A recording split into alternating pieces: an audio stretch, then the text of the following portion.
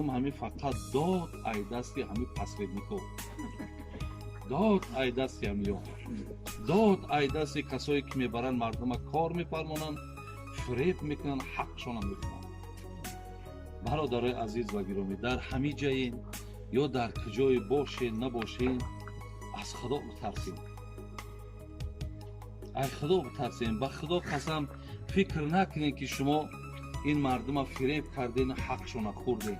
نه، شما این را فریب کردن نمیتونید. همین یک آهی دلی میکنه کو میگه خدای مهربان زهری تنه شوه کو، یا میگه خدا نصیبت نکنه. سخن ای آدم مظلوم ای روی حدیث 7 آسمان میگه سوراخ میکنه میگذره، یگان پرده نیست.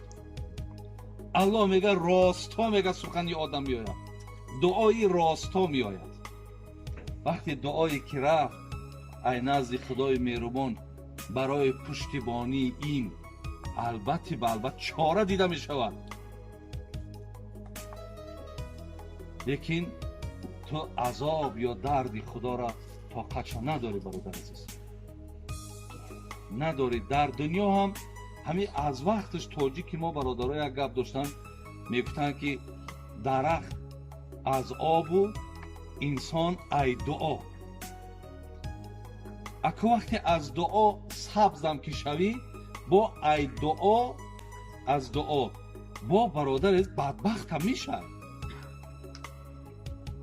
این مردمی که در اینجا میآیند یا ایروی مستی نمیان کاخی، اینجا آمدن برادرها یا ضرورت پیدا شدگی ای.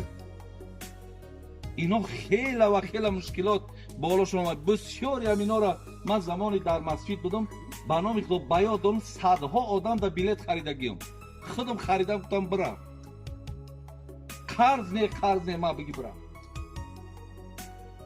قرض قطعی میخستن می آمدن مقصد در همین جا کار کنن با قرض.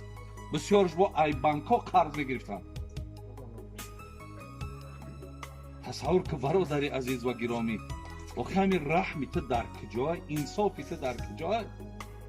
او پیغمبر نازنین میگه من لا یرحم لا یرحم، من لم یرحم الناس لا یرحمه الله.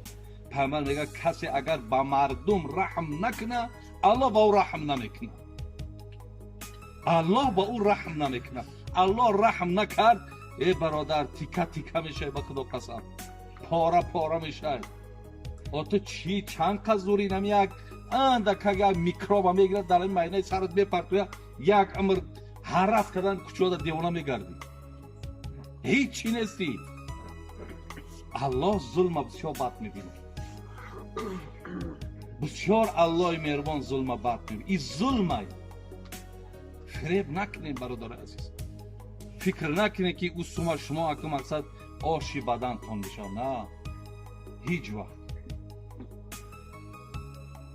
زین لحاظ در نسبت حق یکدیگر بسیار احتیاط کنید برادر از احتیاط کنید. میلش تو پسورد نیکی حق تا بگیر، حق تا همون است که برادر عزیز این اینجا در من 100,000 مقصد من مصلحت کردگیم، 100,000 مصلحت چیده دادر جان، این همی 80,000ش حق شما، این همی 20,000ش برای که من کارتون یافتم این من میگیرم.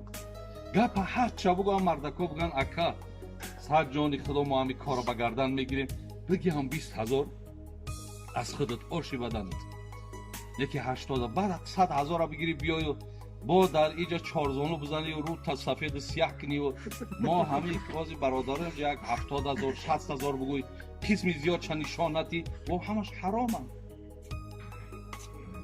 و حرامن برادر عزیز. رای درستش هست. آخی خدا عرق حرام گفته، این ربی ساکای نازنیش حلال گفته. آخی خدا پرسنت حرام گفته، لیکن مزاربه را حلال گفته. او همین هم رای حلال داره، حق شبگو حلال، دروغ گفتی حرام. اتو وقتی حرام میخوری، قرآن میگه که یا ایها الذین آمنو، کسانی که ایمان دارید، کلوا من الطیبات و اعملوا صالحا. الله را بین کسانی که ایمان دارید اول لقمت حلال که بعد مرا عبادت کن. اول لقمت حلال که بعد مرا عبادت کن. تو اگه سومی مردم در کیسه آرق زده سیر بگردی و بیاید اینجا جمعه بخونی، جمعه خاک میشه. نه جمعه قبوله، نه شنبه قبوله، هیچ کامش قبول نیست. برای همین برادرای عزیز این لقمه حلال بسیار نقش مهم داره، بسیار نقش مهم داره. برای همین دیگر را فریب نکنیم، حق دیگر را نخوریم. فکر میکنم حدیث دیگر نمیارم، به خدا قسم چندین حدیث ها در ذهنم دارم، لیکن یک نکته بس است، اگر شعور است ورنه چو چراغ پیش کور است. برای آدم با فهمم یک اشارش بس است. الله خیرتون. تا یکان سوال دیگه باشه